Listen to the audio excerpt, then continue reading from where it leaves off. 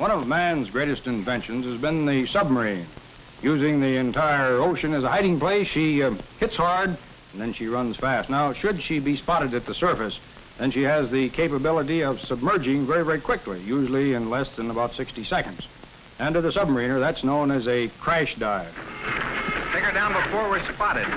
That baby might mount enough guns to blast us to kingdom come. Take her down.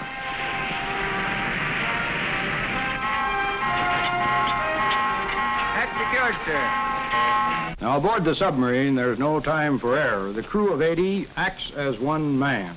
The complex operation of a 310-foot ship such as this is possible only through training, discipline, and constant attention to duty. Now, to tell us about the submarine, we have invited as our first guest one of the Navy's top-ranking officers.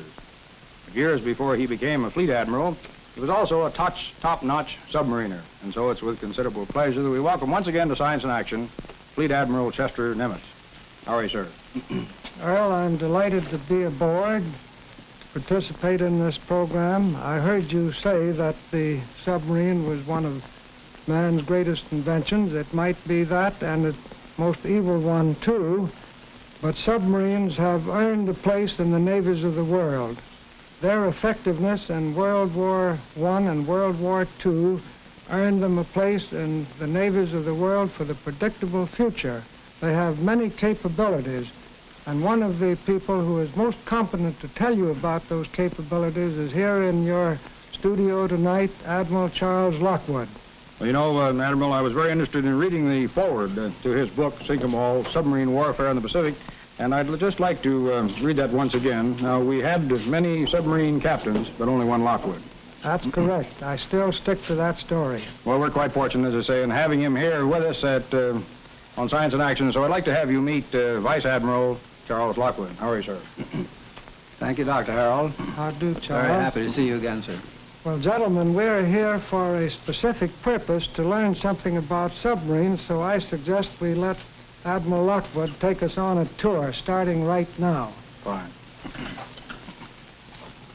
Well, Doctor, this simplified diagram of the USS Nautilus, the world's first atomic-powered submarine, will serve to give us the general overall picture of our standard fleet-type submarines. They're divided into 8 compartments, each of which may be sealed off from the others. This forward compartment is the forward torpedo room. It contains the 6 bow tubes and also the reload torpedoes. The next compartment is called the forward battery room. Below the deck, it has enormous storage batteries which are used to propel the ship when submerged. Above it are the officers' quarters and the chief petty officers' quarters. These quarters are very small, but they're very comfortable and very handy. Well, then, this next section would be the control room, and on a standard-type submarine, you'd have the conning tower up here. But since this is a Nautilus, then the conning tower would be right in this section. That's correct. And in the standard submarine, these next 2 compartments would contain the mess room, the galley, and the crew's bunk room. I might add that in the galley, we prepare this Navy's best food prepared by the best cooks in the Navy. Well, that's certainly something very close to me because I sure like food. Well, now, this matter of propulsion, being a landlubber, I'm very much interested in just how a submarine gets through the water, its propelling power. Now, how about that? Well, the submarine has 2 systems of propulsion. On the surface, she uses her diesel engines, which can generate about 6,500 horsepower and propel her at a speed of about 20 knots.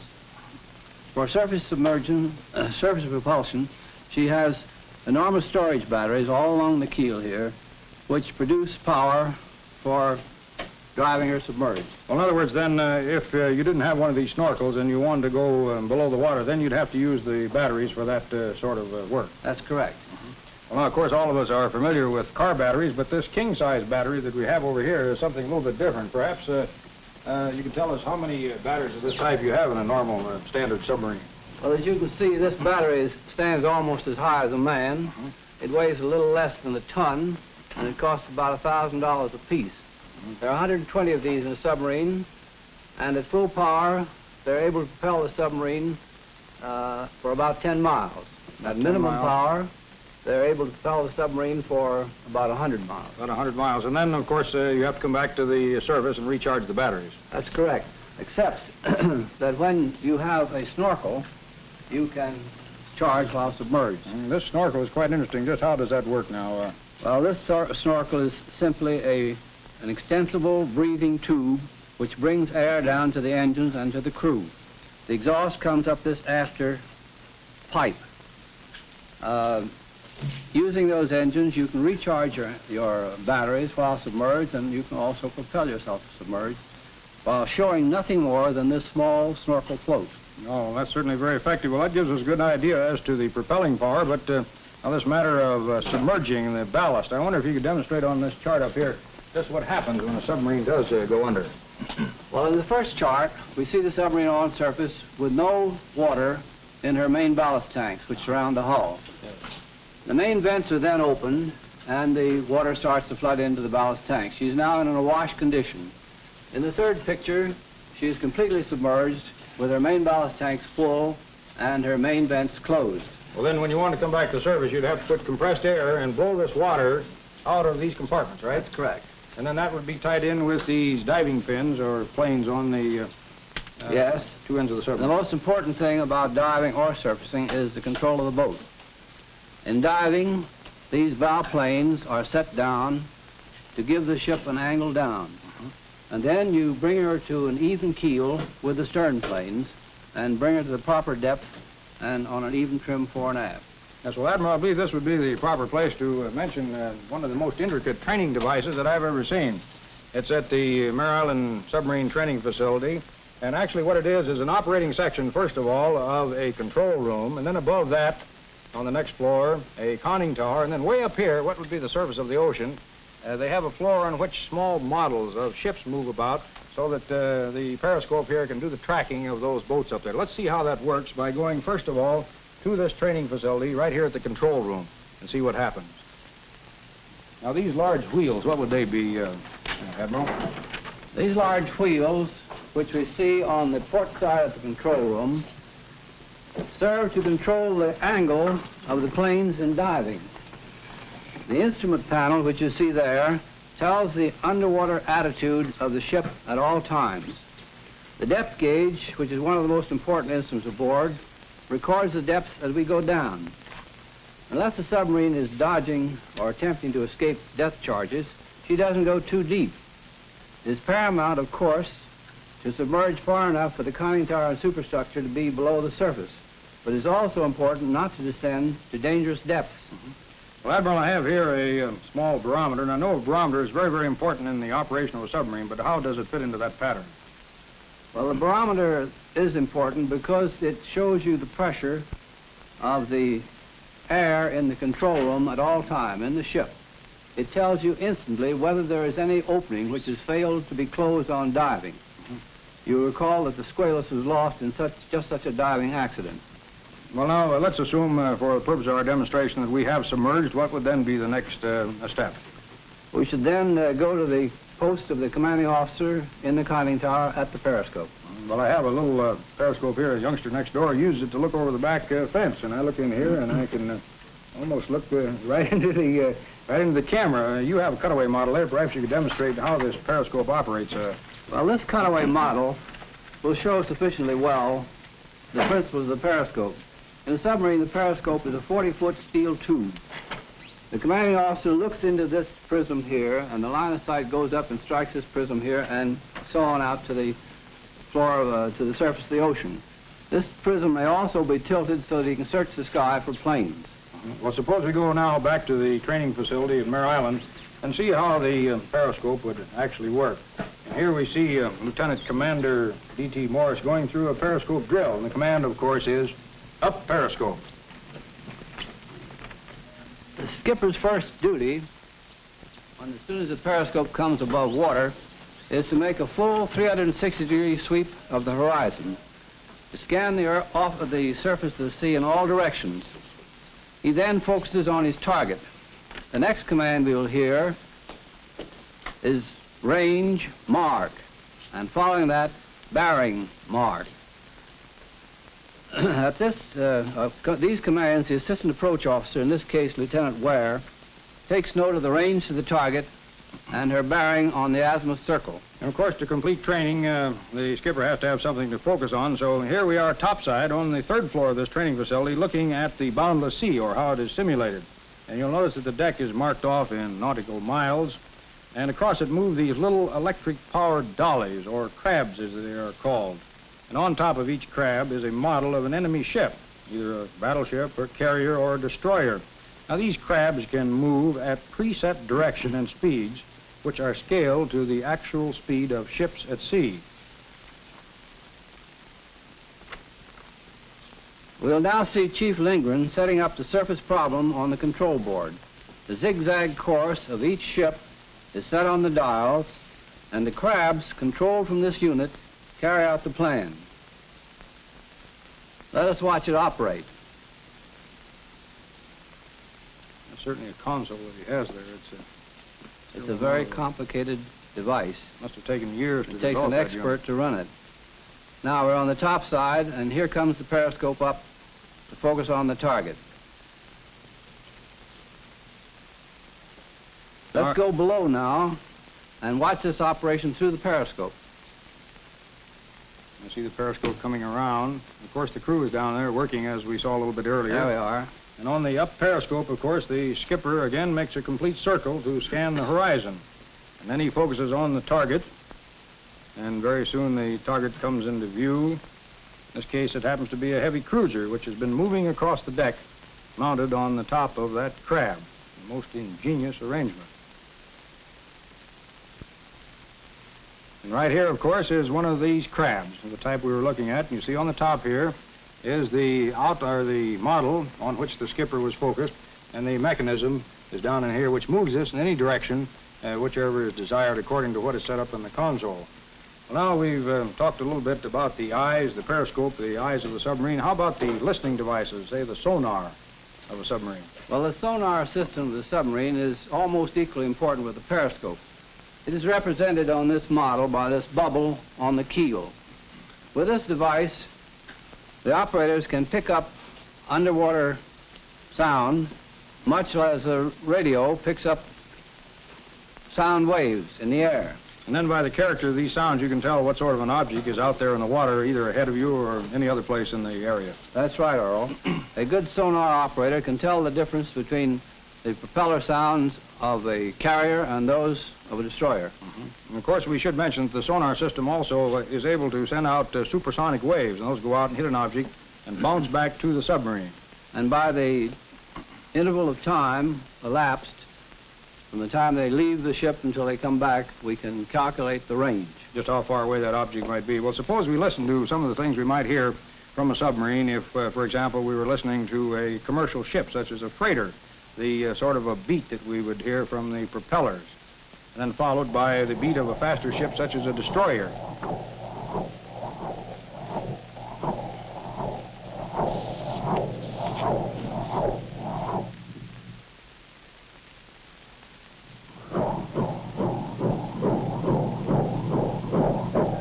Very good.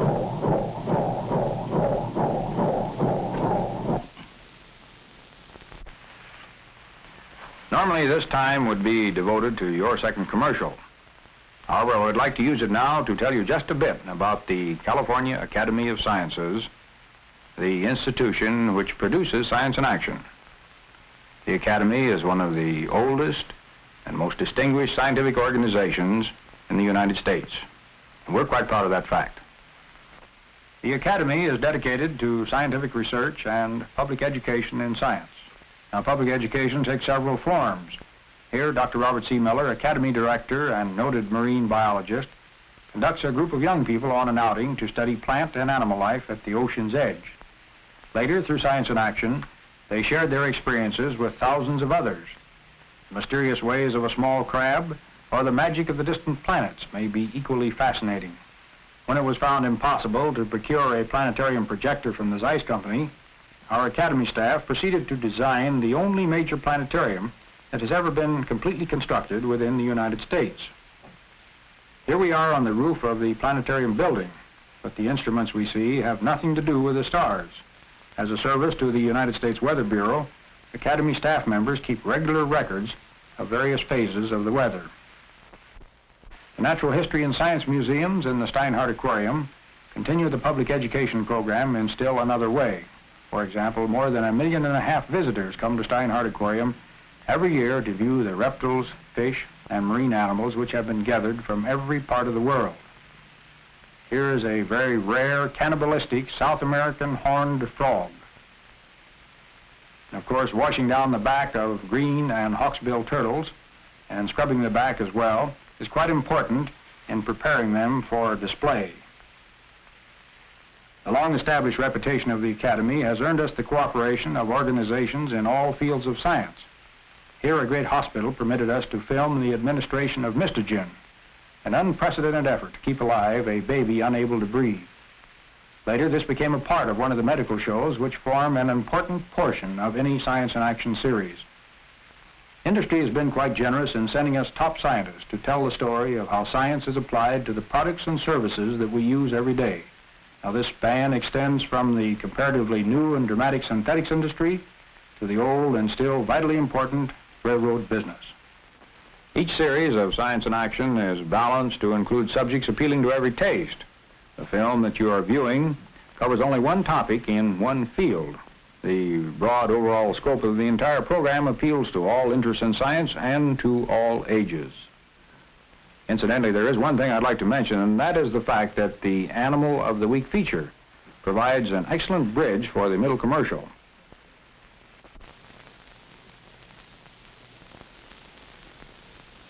Well, that gives us a very good idea of the sort of thing that you might hear if you were sitting on one of these listening devices in a submarine. Well, now, to go into this next point, which is the selection of personnel for submarine work, which I know is a very, very important thing. We have asked to come to the laboratory for the crew of the submarine training facility at Mare Island. So perhaps, Admiral, you'd give us an idea as to what's involved now in selection of people, their physical condition, lungs, ears, chest, vision, teeth, and all that sort of thing.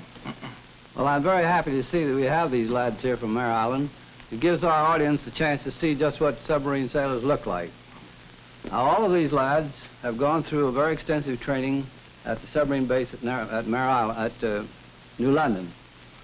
The last two lads over there have just come out, and they're all full of vim and vigor and ready to go to sea. Oh, fine. The two chiefs have been in submarines for a lot of years. As you know, they're selected as being perfect physical specimens. They have to have good heart, good lungs.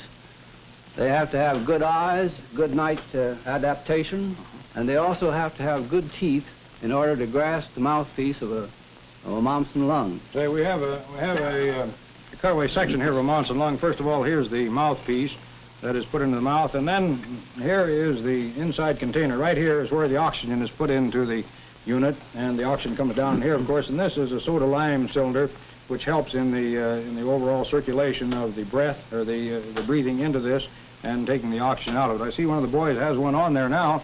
Perhaps we can just look over there and see what it would be like if he were using this piece of equipment.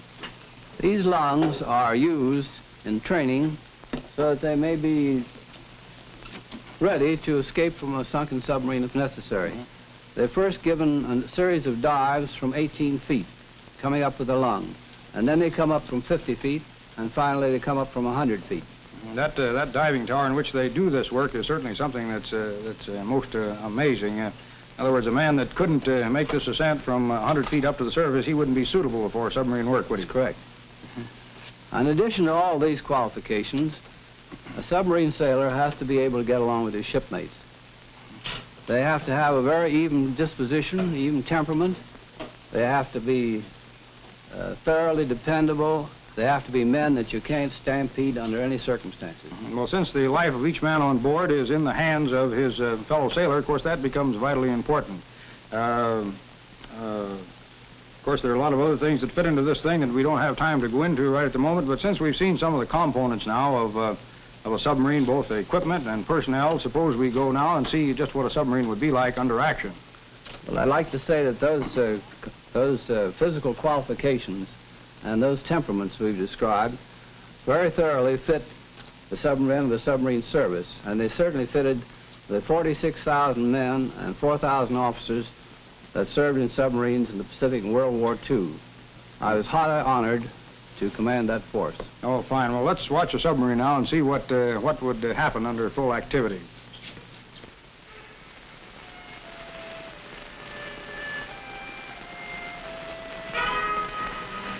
periscope.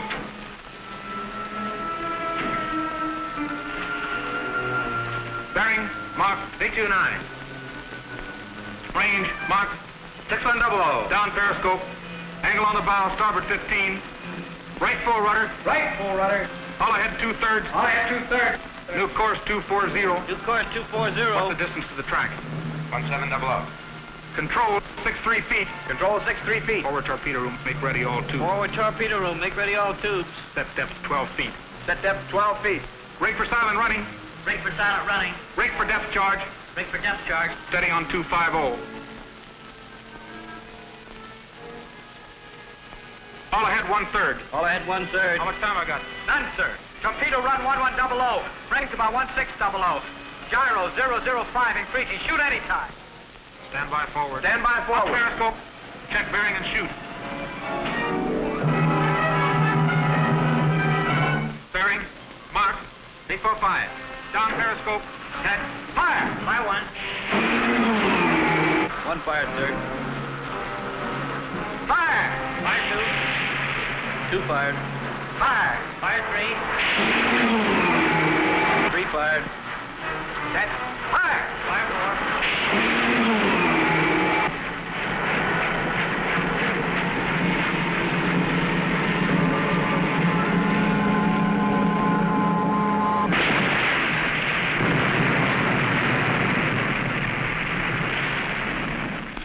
It is inevitable that in accomplishing her mission, the submarine will expose herself to retaliation.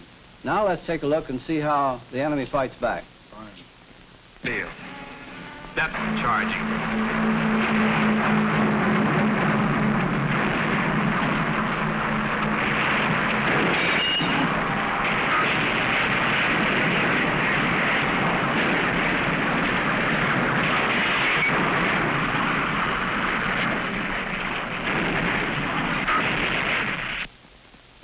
Boy, that was certainly nerve-wracking. Did that sub get away, Admiral? That one did, but we lost 52 in World War II, and 39 of them, we don't know what happened to them. But we think most of them were lost to depth charge.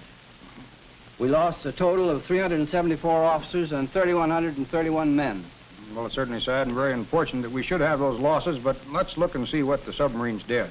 On this chart, we see that the tonnage, for example, of the submarines in the Pacific warfare, and miscellaneous type of shipping sunk in millions of tons, mines, surface craft, and then land-based aircraft. You see they sunk quite a bit more than carrier-based aircraft, and finally submarines sunk about 5 million tons, 73% of the total sunk in the Pacific. Now, I know that one of your chief interests is the midget submarine, and I read your article recently in Collier's. What can you tell us about midget subs? Well, in my opinion, Earl, the midget submarine is one of the deadliest weapons ever devised. It won its spurs in World War II. 4 navies used it, the British and the Italians, with a special effectiveness. She's so small that she can fit in your backyard, and she can enter waters that no large-size, full-size submarine could enter. It'd be carried by helicopters? She could be carried by helicopters, and her crew can leave the ship to put mines on the bottom of enemy ships, and the laying of an atomic mine in an enemy harbor would be very simple. Well, now suppose we rejoin Admiral Nimitz, because I know one of his favorite subjects is the submarine of the future, and perhaps Admiral Nimitz can give us an idea on the Nautilus mural here, just what this means. Well, Earl, you see here one of the deadliest submarines of all time, the atomic-powered USS Nautilus. She is very much like the conventional submarine in that she has everything that a conventional submarine has.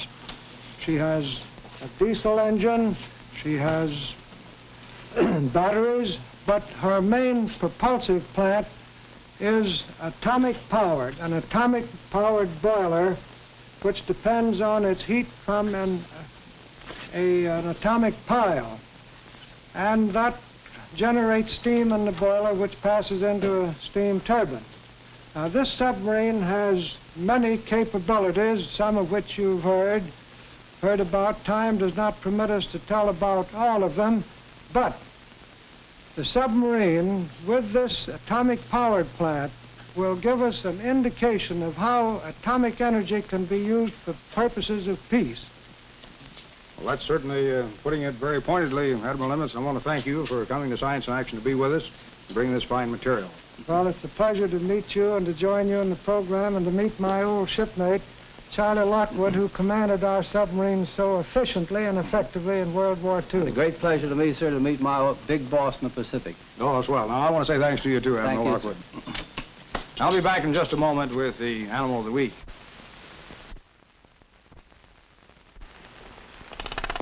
Our special animal of the week is a toucan, a very strange bird that comes from South America and Central America and Mexico. This one is named Raymond as the special pet of Mr. Blaylock, who's brought him to the program. What about that big bill there, Andy?